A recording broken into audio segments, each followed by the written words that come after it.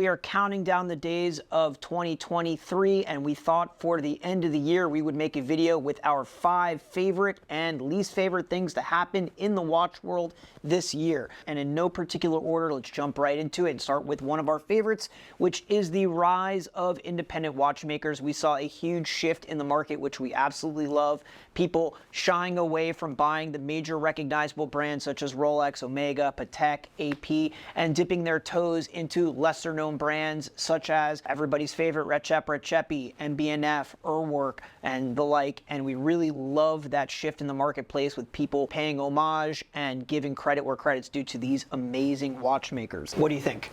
I couldn't agree more. I feel like the rise of these independents have come from just collectors in general being tired of the status quo with the major brands. Let's just cut to the chase. They're making the coolest stuff right now available for sale. Yeah, independent watchmakers are really pushing the boundaries of innovation. They're much smaller batch of production. The technology and the craftsmanship is second to none. And let's be real, you really have to be a true watch enthusiast to get into these brands, because while everybody might recognize a Royal Oak on your wrist, not many people are going to recognize a Simone Brett or a Moritz Grossman or something like that that's on your wrist. So to spend the kind of money that a lot of these watches command, you really have to be a true watch lover, and to see the growth of this market and the attention being called to it is absolutely amazing and fascinating, and something we fully support. I think, FP Journe, Moser, De Bethune a few years ago really paved the way for these new guys, and I think that as a whole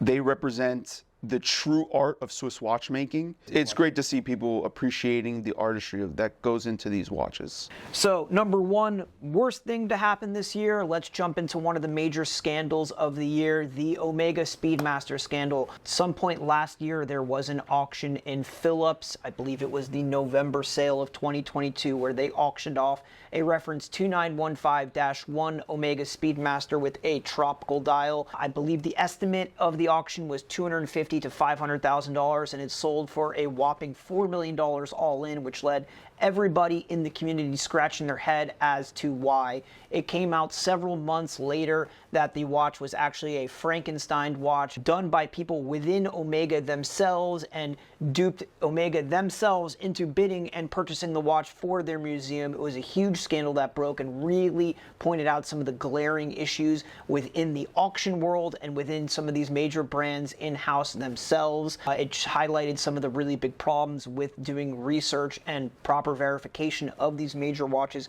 coming up to auction, whether they're authentic, whether all of the parts are original, and it showcased a lot of the problems within these brands, such as the oversight and whether they're really doing their proper checks and balances within their own company. At the end of the day, the only people that were really affected by this scandal was Omega and Phillips themselves. Luckily, no collector purchased this watch. It was a watch purchased by Omega, but it really shook up the industry, and it was a really major news story, and it really put a sting in a lot of collectors' mouths for trying to bid on these high-level Speedmasters. In the office, we had an inkling that something was not kosher as soon as it hammered at Phillips. Yeah. And it's unfortunate to see, and it puts a little bit of hesitancy or placing bids at auction houses like this. Like Phillips, who's one of the biggest names in the business. But then again, I feel like it's also allowed collectors buying power, if that makes sense. Well, I think it's giving collectors a bigger insight into what's really happening behind the scenes and giving them more education. That's what I meant to say. To really understand what they're doing and when they're considering a purchase like this. At the end of the day, there were really three groups of people involved in this scandal. There were the 3 parties who conspired together to put the watch together. It was a dealer, it was somebody who worked inside Omega, an employee of Omega who had access to the parts and the archives department, and then the person who they used to actually consign the watch. You had the ex-Omega museum director conspiring to convince Omega to buy the watch. You had Phillips auctioning it, and a lot of people I've heard say, oh, well, Phillips didn't really know. How could they have known all this stuff? Well, it came out later that Omega was not only the winning purchaser of this lot, but they were also the underbidder. I was there live. It was a huge bidding frenzy between 2 guys, one allegedly in the Middle East and one allegedly in Asia, bidding on this watch above, let's say, $500,000. But it was was Omega who was the underbidder, and Phillips would have had to know that because they registered all the bidders. So they know exactly who's bidding on every individual lot. So you have people who are complicit, the people who put the watch together, Phillips to some extent, and then Omega themselves who conspired and really wanted to use this auction result and create this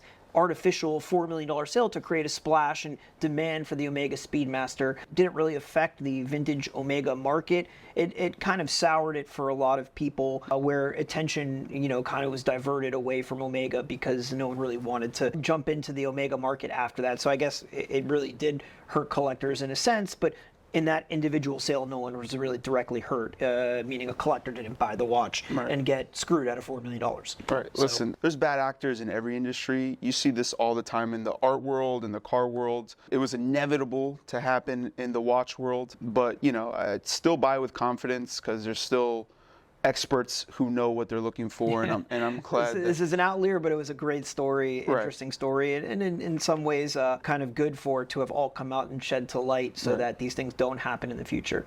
Okay, moving along to one of our favorite things in the industry, I think would be the rise of people being okay with smaller watches, the rise of Cartier, the rise of vintage Piaget, vintage Blancpain, these 34mm perpetual watches, and basically people moving their mindset and shifting away from only purchasing 40mm plus watches, sports watches, Royal Oaks, Submariners, Daytonas, Nautiluses, and you're really seeing these niche esoteric watches like basically all of Cartier's lineup, the asymmetric, the Centre, the Crash, etc. The attention really being brought on these watches, and even celebrities. I even saw Kendrick Lamar post a vintage Audemars Piguet from like the 70s the other day, a watch that no one ever really cared about, but people are starting to pay attention to.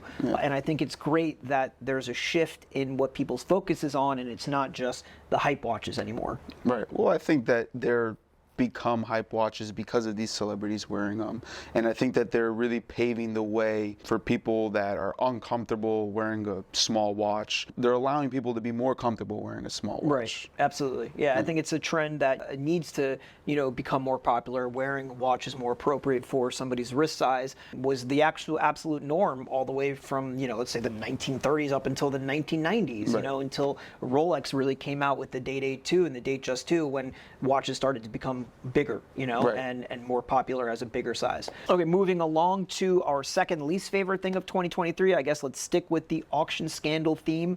We are talking now about the quote-unquote passion for time Christie's sale that happened a couple months ago, although I think that name is very hypocritical. It might better often, I think it would be better called passion for greed or passion for money. We had one collector from the Middle East consign the majority of his collection to Christie's auction house. Some incredible watches, but at the last minute, Christie's was able to negotiate on his behalf, as far as I understand it, a third-party guarantee to go in and guarantee a certain amount for each and every lot in the sale. I think there was like 160 watches for sale, and at the last minute delayed the auction and then raised the estimates and minimum bid amount for every single lot, confusing every single person in the room, discouraging every single person from bidding, and then creating these artificial results that were guaranteed by a third party for this consigner, only after the fact to have the consigner then sue Christie's, claiming that Christie's was unjustly enriched or they were trying to take him for a ride, even though the sale was like a smashing success by the guarantee numbers. I don't think he could have ever achieved that without a third-party guarantee. And now, apparently, as of this morning, they have now settled the lawsuit, and it's no longer Christie settled the lawsuit? Apparently, he withdrew it, and they reached a settlement. I think that auction, though, really put a stain on an already tumultuous relationship between the collectors bidding at auction and the auction houses themselves. There really wasn't a lot of transparency as to what was going on. Like I said, everybody was confused why the auction was delayed, now why every single lot had a third-party guarantee that was announced with a new bid amount that was announced literally as each lot was introduced. So, for example, a lot that was estimated 100 to 200 was now 400 to 600 with the starting bid of $400,000. That's just random numbers I'm making up just to give an idea. You guys can go look for yourselves. It was absolutely insane, and I think it highlights a very big problem in the auction world in terms of transparency and getting what you pay for in terms of working with these high-profile consigners who promise these auction houses the moon and the stars to get these big lots in, and then end up kind of overlooking their buyers, because they're really working to sell for the sellers, not really working to protect the buyers, because they only make money if the watches sell. It was a really big stain on the industry, I think, the auction industry, and I think these auction houses really need to do work better to provide more transparency with regards to whether Frankenstein Omega or a consigner who now has a third-party guarantee on all lots and raising the prices at the very last minute. Well, here's the thing is, number one, we work with a lot of auction houses. I've never heard of a third-party guarantee at an auction house. So third-party guarantees are actually very popular in the art world to make sure that the consignor gets a certain amount, and if it doesn't reach that amount, either the guarantor buys it. If it does reach that amount, they split, let's say it's guaranteed for a piece of art's guaranteed for $1 million and it sells for 1.5, the guarantor and the auction house will split the overage above 1 million. And it's really to provide the consignor with more assurances in terms of selling whatever they're trying to sell. It's not very common in the watch world, and when it is done, it's done on a lot-by-lot basis. So I was approached by an auction house, and they offered me a guarantee on a watch that I was interested in consigning, but just one watch. There was 5 watches that I was considering consigning, and they only wanted to give me a guarantee on that one watch because they really wanted it for that sale. Not on the wholesale overall, and absolutely not in the last minute. This was a weeks-long negotiation with contracts and numbers being discussed and everything. If it was something that they were going to consider doing, they should have done it much, much sooner, months ahead, so that people had an understanding of what was going on. It wasn't done at the last minute meeting, and they could have made a choice for themselves whether they wanted to participate in that or not. And to absolutely raise the amounts, at the last minute was something that no one's ever seen before. Well, the thing that bothered me the most about this sale is that we rely on the auction houses, all of them, to kind of make the market, if that makes sense. There's a lot of these watches, we don't know like the true values of them. They're very rare. Some of these pieces, very unique, obviously no longer in production, so it's kind of hard to put a value on them, and the auction houses really lets us put values on them. And when an individual consignor comes in and puts his own values and not let the market put the values on the watches, it really like screws up the ebb and flow of things, I think, in my opinion. It gives people an unrealistic expectation of what a similar watch is worth or what their watch is worth. Just because now one sold in an auction with a guarantee for $300,000 doesn't mean your watch is worth $300,000 or could be worth more. It's not transparent, and it's not really easily understandable, especially as somebody who didn't know what was happening and looks at those results now, 4 months later. It's kind of very confusing, and I think auction houses need to do, like I said, a better job of being transparent and deciding on who they work with, especially when a consignor like this gentleman is so difficult and controlling. My whole point is let the market be the market. You're going to get the bid of what that watch is worth at that current time. Correct. And I don't think that anybody's going to be able to say, okay, my watch is worth this because I said so. Let the market decide. That's what the whole point of the auction is. So moving on to one of our favorite things that happened this year, I know it's one of mine, is the revitalization of now defunct brands coming back into the fold. We saw LVMH announce the revitalization of the Gerald Genta brand and the Daniel Roth brand, and we just heard Breitling announce that they have purchased the rights and will be revitalizing one of my favorite brands, Universal Genève. I think it's absolutely fantastic, and I think both companies that are at the helm of these revitalizations, i.e. LVMH and Breitling, absolutely have it within their capabilities to do a fantastic job. We've already seen LVMH with their re-release of the Daniel Roth Tourbillon, the 8-day Tourbillon, and they're actually listening to the consumer. Our good friend Kevin Odell was complaining about the fonts on the dial of the revitalization of the new re-released Tourbillon, and Jean Arnaud, who is head of LVMH watches, actually listened to him, responded to him on Instagram. That's and crazy. He effectuated real change. The fonts on that watch were changed. I think these brands are actually listening to the people who are the real fanatics of these watches, whether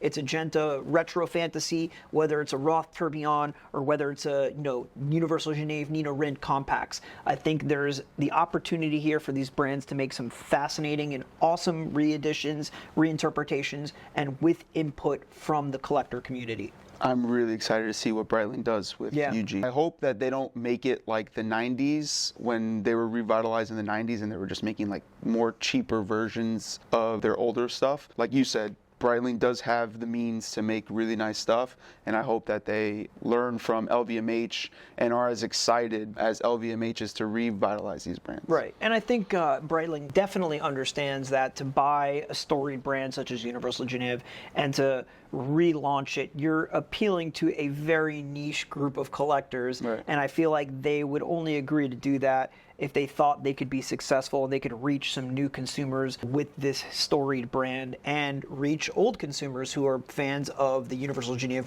vintage watches. It's not a huge group of people. You have to be a quote-unquote vintage connoisseur to understand that brand and appreciate it. And so I think they took a real big swing buying the brand and agreeing to remake some of these watches. So I think they know what they have in store for them, and I'm really excited to see what they do with it. Breitling, if you need help, reach out. Yeah.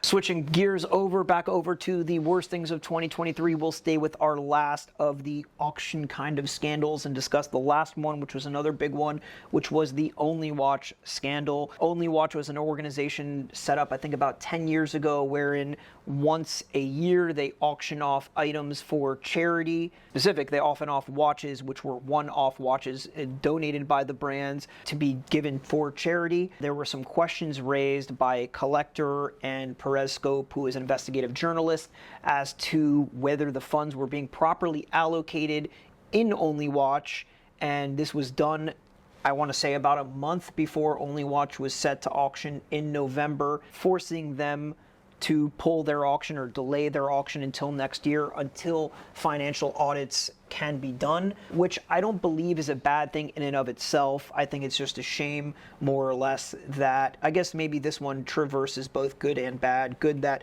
they're calling for more transparency as to where the funds are being allocated, but bad in the sense that I think they could have done the audit after the sale had concluded. These brands had already donated so much time and money developing these specific piece unique watches to be donated for charity, and you're inevitably, by canceling the sale, taking that money away from a would-be charitable cause, because now there's no money for charity. I think they were absolutely right to call attention to Only Watch and whether or not the funds were being allocated properly. I just think there were better ways about going about doing it and better timing for doing it. They could have done it after the sale. It'll be really sad if Only Watch is no more, because it was a great event every year. It would be really sad. Yeah, and it was for a great cause, and some of the watches that were produced over the years.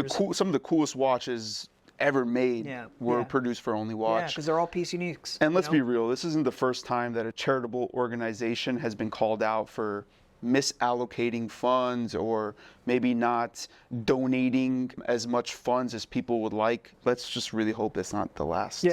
Only Watch. Yeah, let's see. I think it'll be interesting when they get the financial statements back and the audit is completed to see what comes out of it. Hopefully nothing comes out of it and they're able to continue with the Only Watch. If they were doing something wrong, then obviously it's not, proper for them to continue. So we'll just have to wait and see. Switching gears back over to one of our favorite things of 2023 was the continuation of what's on Jordan's wrist right now. The Swatch collaborations with major brands. The first one we saw was with Omega and the Moon Swatch. This year we had the Blancpain collaboration, which saw a Swatch collaboration with their storied 50 Fathoms. I'm a huge Blancpain 50 Fathoms fan, so I was excited as heck to see this, and I think it's always a good thing when new collectors are able to enter the market and enter the hobby and community at a cheaper price point to get them excited and get them interested, and that's what we saw with these collaborations, especially Blancpain, a smaller brand that not many people know about, and a lot of attention was called to it, and there was a lot of hype and enthusiasm for the watches. To me, it was completely bizarre to see such a backlash for these collabs. I always believe that putting watches on wrists, regardless of the brand, is always important for our business. So I didn't start off with an expensive watch, started off with a cheap watch. And you aspire to get the new thing or, the next best thing, or, like in Swatch's world, you want to aspire to get the real Blancpain or the real Moon watch. It was weird to see the backlash, and I hope that they continue pushing out these collaborations with some of the many brands that Swatch owns. Yeah, I think the backlash was people worrying that the collaborations cheapen the actual watches, like the actual Speedmaster or the actual 50 Fathoms, and kind of devalues it since your barrier to entry is now only a few $100. But they're apples and oranges watches, and you know, by Swatch's own admission, for example, on the 50 Fathoms, it has a System 51 movement which cannot be repaired. So at some point, that watch has a shelf life. It will not work at some point, and no one's really mistaking it for the real deal. Now, if you never knew about the 50 Fathoms before and you're able to go buy a kind of toy version of one for $400, and then you realize you really like the watch, you might be more incentivized to actually then explore the actual brand of Blancpain and buy a real 50 Fathoms. And I think that's where people miss the mark. I thought it's great. I do think they're great. I hope to see a continuation with the right brands in the future, but I think anybody who is interested in buying these watches now versus an Apple Watch or something like that, it's always a good thing. It really pushes watches into the mainstream like no other watch brand has in a very long time. So absolutely. Kudos to you, Swatch. Keep it up. And speaking of collaborations, we'll move over to one of our least favorite things of 2023, which was the continuation of what I think are very tacky collaborations with major brands. The one that sticks out the most in my mind is Audemars Piguet's continuation of their Marvel collaboration, starting with the Black Panther tourbillon and moving now into the Spider-Man tourbillon. If anything cheapens such a historic, legendary, and high horology brand such as Audemars Piguet, it's that, not a Swatch collaboration. Yeah. I don't understand why these brands are doing it. I think they're trying to appeal to an audience that they shouldn't be wanting to appeal to. There's no reason to take such an important brand and cheapen it, in my opinion, with a collaboration of a comic book character. It's not just them. You have smaller brands like Oris doing the Kermit collaboration, which isn't as problematic for me as Audemars Piguet, but it's in the same realm of these weird collaborations that these watch brands really, in my opinion, don't need to be doing and are not really good for the hobby.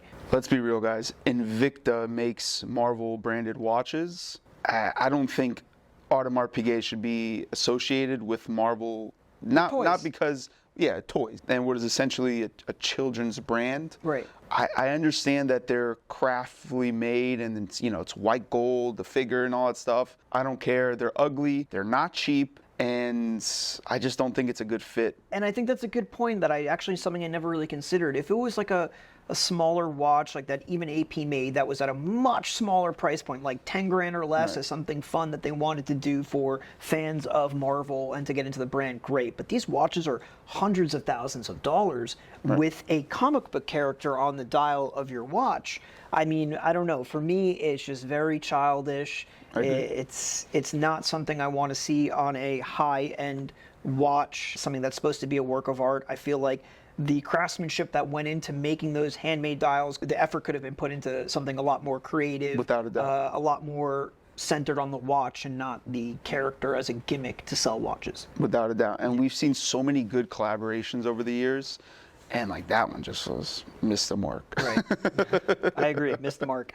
And our final favorite thing in the watch world for 2023 was the huge and meteoric rise of women participants in the watch community. You have a huge number and a huge increase in interest from women in watches. You have a huge number of influencers now who are getting a lot of attention and are doing some great things. Off the top of my head, you have Bryn from Dime Piece, you have Instagram account Girls O'Clock, you have Jessica Owens. There's a lot of them. There's a lot of really good ones. Watching Women, our friend Carissa. Yeah, there's a lot of them. You have dealers now. You have Angela from Angel City Time. You have prominent figures in the auction industry such as Lisa Gorey at Sotheby's and Isabella Proya at Phillips playing huge roles in the watch community now, and you have a lot more women buying watches and making content about it and being interested in all things watches, which I think is absolutely amazing. I think they've been marginalized in our world for way too long. Their voices haven't been heard, and now they're kind of center stage. You see these women influencers now all over the place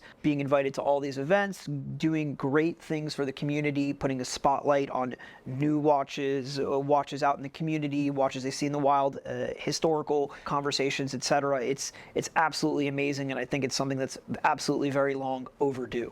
I couldn't agree with you more. When we used to go to watch meets, it was always a room full of guys. Yep.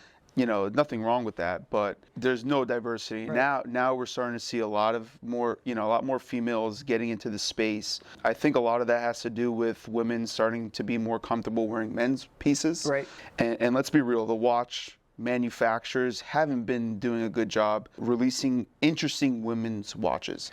Although, that being said, the most popular, sorry to interrupt, but one of the most popular releases of this year was the Cartier Benoit. I just had to find one for a client, and every boutique in the world is sold out with a several month waiting list, and I had to pay a little bit over retail to get it for a friend. Well, listen, those watch influencers are doing their job, and they're inspiring women to wear watches, which is really cool. And that's a historic model that has always traditionally been popular, especially the vintage Cartier Benoits, and there's no reason why a fresh re-edition shouldn't be as popular as it is, and it is, and it's a very small watch, strictly only for women. Men obviously can't really wear it, depending on how big your wrist is, because it's got a solid piece that really might not fit unless you add gold to it. It's one of the most popular watches on the market right now.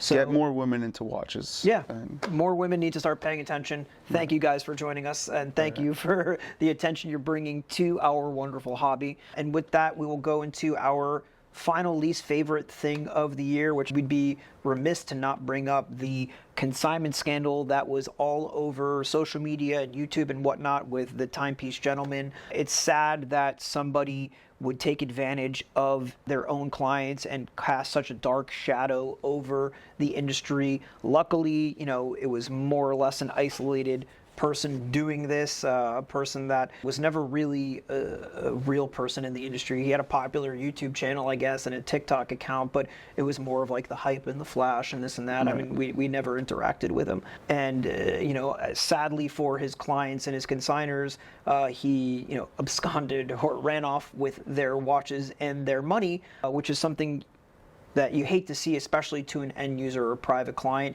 It happens behind closed doors, dealer to dealer. Sometimes the dealer doesn't get paid for a watch or gets something bad and isn't unable to return it. But once it crosses over into the private sector, that's where it's really becomes a problem. At least the silver lining is, with the attention that people have now been paying to this whole situation, and now he's in jail, and I don't think he's going to be getting out for a long time, it is at least cast a spotlight on a pervasive problem in the industry, and people should be more educated and aware of what's going on and able to prevent such problems in the future. Obviously the biggest solution is be careful and know who you're doing business with, and obviously think twice about consigning your watch or wiring somebody money that you don't know or might have a checkered past. From everything I've read about it is that all the warning signs were kind of there, although he seemed like he was on the straight and narrow doing real business for a couple years before everything went bad. It is what it is. Listen, you put on a tremendous show for a good amount of time. It's unfortunate that a lot of people lost a lot of money. Yeah. I'm glad to see him behind bars and at least some justice is served. Hopefully some of those people can get at least some of their money back in the future. As a whole, it's really put a bad taste in people's mouths. Yeah. In terms of leaving their watches with consignments with like big time dealers. Right. Yeah, I don't think he was ever really a big time dealer. Maybe he had a big time presence, but he wasn't a real big time dealer. I would have to imagine that customers are thinking twice about leaving their stuff on consignment. Yeah, and as they should, I think. I think if you have any doubt or shadow of a doubt about leaving your watch on consignment or sending your watch to inspection to a dealer that you might not know very well, then just don't do it. Make sure you protect yourself first and foremost in every transaction, and if something doesn't feel right, just walk away. The one silver lining that can be taken from this whole situation is make sure you do your education and do your research and due diligence before you enter into any watch dealer, whether it's buying or selling. Make sure you know and trust the people you're working with, and try to do your best to protect yourself. Right. Yeah. And usually if it's too good to be true, it's probably too good to be true. Yeah. Well, that about wraps it up for our favorite and least favorite things of 2023 in the watch world. We really hope you guys enjoyed watching our channel this year, the first official year of its launch. We hope to do some great things and make some interesting content for you guys in the future. Thanks so much as always for watching. Everybody have a happy holidays and happy New Year's, and we'll see you guys on the next one. Thanks so much. Bye. What? Jordan, your stomach is showing. Oh my God. Ah! bro. Come on. It's my dad, bro. I was just like this. All right, is it covering my cut? Oh, God. All right, ready? I just stomach. Excited for 2024, baby.